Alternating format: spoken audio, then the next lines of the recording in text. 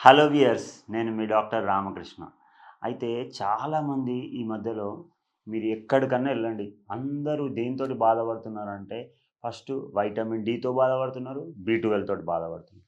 అయితే ఇది మనం ఏ టెస్ట్ చేయించుకోకుండా అసలు మనకి బాధ ఉందో లేదో చాలామంది ఊర్లలోకెళ్ళొస్తారండి. పల్లెటూర్లలోకెళ్ళొస్తారు. మారుమూల గ్రామాల నుంచి వస్తారు. కొంతమందికి తెలిసి, కొంతమందికి తెలవక, కొంతమందికి జ్ఞానం ఉండి, కొంతమందికి చెప్పేవాళ్ళు లేక అసలు వాళ్ళకి బి12 డెఫిషియన్సీ ఉందా? లేదా? అని తెలవదు.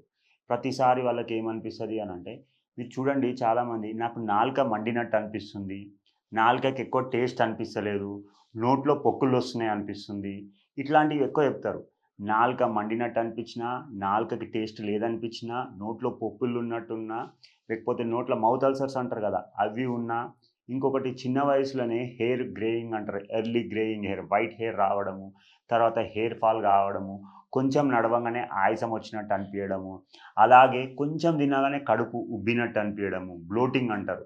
సో, బ్లోటింగ్ ఉండడము, లేకపోతే తిన్నది సరిగ్గా అరగకుండా ఉండడము, లేకపోతే మలబద్ధకం సమస్యతోటి బాధపడడము, లేకపోతే ఇవన్నీ కాళ్ళు, చేతులు నొప్పి, వీపులో నొప్పి, నడుములో నొప్పి, మోకాళ్ళలో నొప్పి, పిక్కలలో నొప్పి, పాదాలలో నొప్పి, ఇవన్నీ నొప్పులుండడము. దాంతో పాటు ఏమైతదంటే స్కిన్ ఎక్కువ దురదలు పెట్టడము. ఇంకొకటి చాలా ముఖ్యమైనది ఏందంటే, అందరేమనుకుంటారు షుగర్ అనుకుంటారు గానీ, షుగర్ లేకున్నా గానీ, పాదాలల్లో ఏదైనా సూది పెట్టి గుచ్చినట్టు అనిపించినట్టు, లేకపోతే నమ్బ్‌నెస్ అంటే ఏంది అనంటే ముట్టుకున్నా, తాకినా, ఏమన్నా ఇట్లా కొట్టినా గానీ స్పర్శ ఉండకపోవడము. ఇవన్నీ లక్షణాలు ఎవరిలో చూస్తామంటే మనము బి12 డెఫిషియన్సీ. ఇంకొకటి వీళ్ళకి అప్పుడే కోపమొస్తది, అప్పుడే చికాకొస్తది, యాంగ్జైటీ ఎక్కువుంటది, ఆందోళన ఎక్కువుంటది, బాధ ఎక్కువ ఉంటది. తర్వాత కోపము, చికాకు, మూడ్ స్వింగ్స్ ఇవన్నీ ఇరిటేషన్ అంటే వీళ్ళకు మానసికంగా గూడా డిస్టర్బ్ అయ్యి ఉంటారు.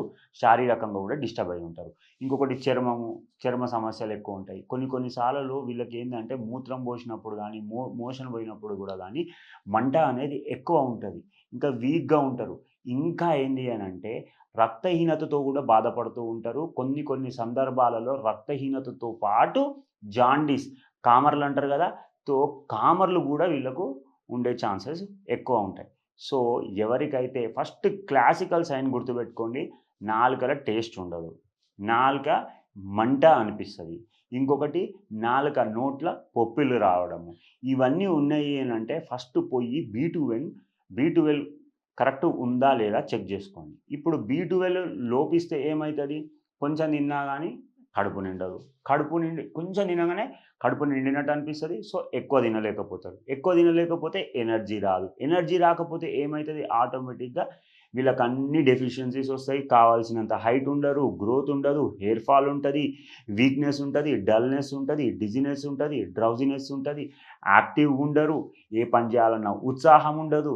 సో, దీనితోటి చాలామంది ఏమనుకుంటారు? ఈ లక్షణాలు ఉండేసరికి ఏమన్నా థైరాయిడ్ ఉందా? డయాబెటిస్ ఉందా? అనుకుంటారు. థైరాయిడ్, డయాబెటిస్ లేకున్నా గానీ బి12 సమస్యతో బాధపడుతున్న వాళ్ళకి ఇలాంటి లక్షణాలు ఎక్కువుంటాయి. వాళ్ళకి ఇంకా గట్‌కి సంబంధించిన ప్రాబ్లమ్స్ చాలా ఎక్కువుంటాయి.